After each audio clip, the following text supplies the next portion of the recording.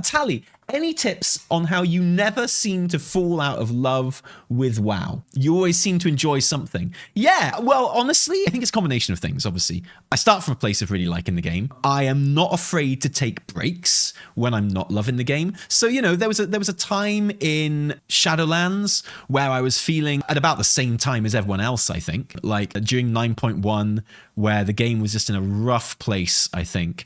The patch cadence was slow as treacle. Final Fantasy XIV was having a rebirth, and that was amazing because like everyone was enjoying that, and that was great to see. But it did mean that WoW was really quiet. We were in the middle of the scandal and stuff like that. So I was just like very unmotivated. The community in general was just very edgy.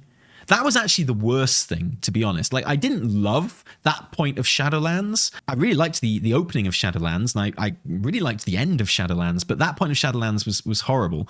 And one of the reasons it felt so horrible was because the community was very, very edgy. You couldn't say anything without people kind of jumping on you. You couldn't give an opinion, good or bad, without a big fuss being made of it. It was a really tough time. It was a really edgy time. And this is a game about community. The community is the most important part of the game.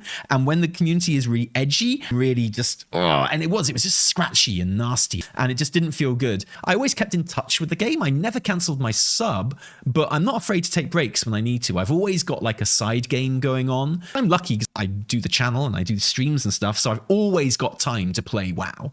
You know, if I need to play WoW, I can just call it work by firing up a stream and doing it in front of people, right? So I have that kind of like privilege that a lot of people don't have, but it means, you know, in my downtime, I've got time to play other games as well. So I've always got other games on the go. Yeah, totally. Most recently, it's been Helldivers 2. I play a lot of FIFA. I always go back to Outer Wilds and Baldur's Gate 3 and Final Fantasy 14. I have not been back to for ages for one simple reason. The game does not want me to go back and play it. I am coming to the conclusion that I may not play Final Fantasy 14 ever again, legitimately. And it's very important that you realize this is serious. I might not ever play Final Fantasy 14 again, but it's because the game does not want me to. I went to log on a couple of weeks ago and I had forgotten my password to log in because I hadn't logged in for a few months. This is my third Final Fantasy 14 account, by the way. And this has happened every time I've forgotten my password. I went to get my password and I went to Mog Station and, you know, the launcher and stuff like that. I went through all the process of getting my password back. And again, they sent me an email and they were like, here's how to reset your password. And it just doesn't work. It doesn't let me log in. Has anyone else ever had this problem? Like, it doesn't matter what I do. It doesn't matter what process I go through. It doesn't matter how many times I reset my password. It does not let me log in, which is wild. I can log into the shop. I can buy things. So I know that my password is good when I change it because it lets me log into the shop. It just doesn't let me log into the game. Contact support all the time. Like the first time I sent them support, they were like, great. All you have to do to reset your password is go to this screen, enter your username and password and change it. And I'm like, that's not going to help very much. And that's not even a joke. I'm not being sarcastic. That's literally the email they sent me. I sent them an email saying I needed to reset my password. And they sent me one back saying, great, here's the screen. All you need to do is enter your password and username. I was like, dude, that's not going to cut it. No, that's not going to work for me. That is not going to solve the problem I'm having. So I can log into the shop. So if I can cancel my sub and stuff like that, but I literally can't log into the game. And after about an hour, I was getting so angry and so annoyed because I actually wanted to log in to get some footage for a video. Time was ticking and stuff like that. I've actually come to the conclusion that I may not play the game ever again. I might not play the new expansion simply because I can't log in. Because it doesn't want me to. Absolutely insane. Got to use a password manager. Yeah, well, password managers don't. So there is an add-on you can get, which kind of automatically fills in your username and password on the login screen. It is technically not allowed. It is technically banned by Square Enix because it is an add-on, but it does exist. Yeah, and I've never used it, but I regret it because, you know, that's my main account now. That third account. That's the one that I've played all the way through up to like halfway through Endwalker on, and the one that I had all the fun on with Final Fantasy 14. And I'll be damned if I'm going to lose that account. Well, I'll be damned if I'm going to start another one. The first account I started was when Heavensward was a current content content. And I played through the opening patch of Heavensward because that was the one that was current, and really enjoyed it, had a great time, and then just kind of drifted away from the game in between patches. And then a second account I had was just a little leveling thing again when a few years later. And then, yeah, this was the third account, which I took up when I stopped playing WoW for a bit. But yeah, sorry, in answer to your question, how do I stay in love with WoW? Honestly, it's because of my guild. Even on the occasions when I just haven't been vibing with the game at all, and which doesn't happen very often, really. Like, I just really like WoW. WoW feels brilliant to press buttons in. WoW is a game that makes me feel good. So even when WoW is at its absolute worst, I still kind of like it. I always compare it, and sorry, grown-up subject here, but I always compare it to blowjobs, right? I really like blowjobs. And there is a worst blowjob that I've ever had, but it was still a blowjob. And that blowjob wasn't anywhere near as good as like the good blowjobs I've had. Dude, I've had some like middling blowjobs. I've had some mind-blowing blowjobs in my life, you know? And I've had some blowjobs that are pretty shit, to be honest. At the same time, I'd still rather be getting a shit blowjob than no blowjob. Does that make sense? Like, I can categorically say, like, this blowjob was not, as blowjobs go, it wasn't very good. But I'd still rather be having it. And it's kind of the same. Poor Evitel. Oh no, Evitel doesn't need to worry. Evitel knows exactly where she ranks, and she's off the chart. As a woman, not relatable. Oh, I'm sure you could find something to make it relatable. I'm sure you could. And that's kind of how I feel about WoW, right? I really like WoW. I just really like it. I like the fundamentals of it. I like the things that make it what it is. So yeah, there are times when WoW isn't anywhere near as good as other times when WoW is really good. So WoW has been pretty, for WoW. It's been middling for WoW, and it's been amazing for WoW, right? Throughout the time I've been playing it. But even when it's basically not a very good version of WoW, it is still WoW. So I still like it. And one of the things I really like about it is my guild, and the fact that I always have, people I can log in to play with. I'm really, really lucky. I joined my guild, and it took me a while to find my guild as well. I kind of joined a couple of guilds and left again.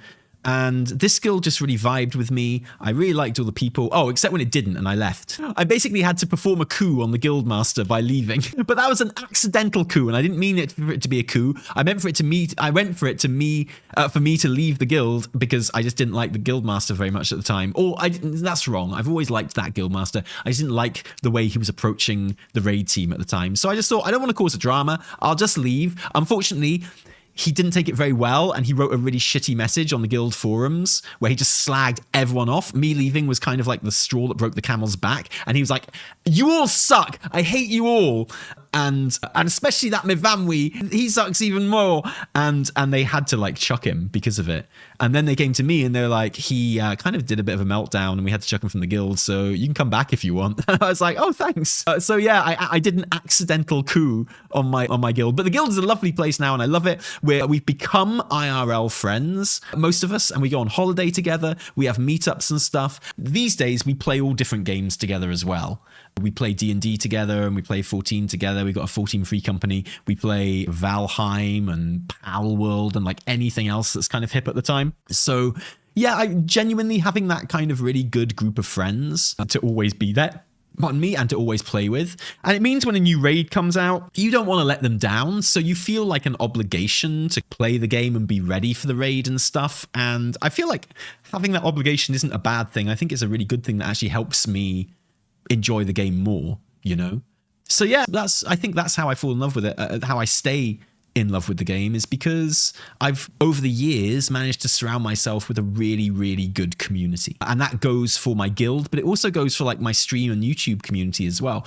I always say that, this stream community and the WoW community and the YouTube community as well, but to a lesser extent, but definitely the stream community is probably a lot smaller than it could be if we didn't kind of curate it so well. It's really, really important to me that I never have to worry that anyone in this community is gonna like be a dick or kind of be horrible or terrible. And I think it's okay to work hard to make nasty people unwelcome. I think it's really important to be a welcoming community, and one where everyone knows that they're welcome and where people can feel comfortable, and someone's not just gonna fucking say something racist or misogynistic or homophobic or something like that, right? And I just feel that's really important, and I think it's really important to show. And I get a lot of, I'm not trying to say that this is a bad thing, but I get a lot of pushback from a lot of the community for how unwelcome I try and make the space for people that would cause hassle in that way. And I think that's okay, honestly. Whenever I find a new streamer that I really like, I'll be watching them and the chat will be kicking, it'll be really good, and I'll be like, yeah, this is great, really like this person's really good. But I'm always on edge, right?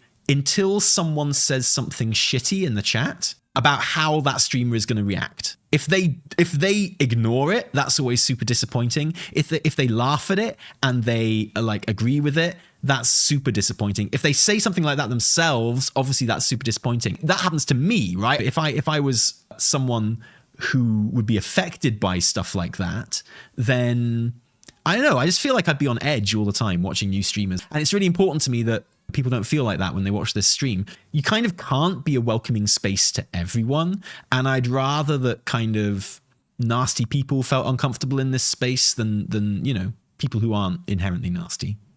I think that's fair, right? But of course, if I completely ignored any of that, people are called minorities for a reason, right? If I completely ignored any of that, yeah, I'm pretty sure the community would be bigger. But that's okay with me, honestly.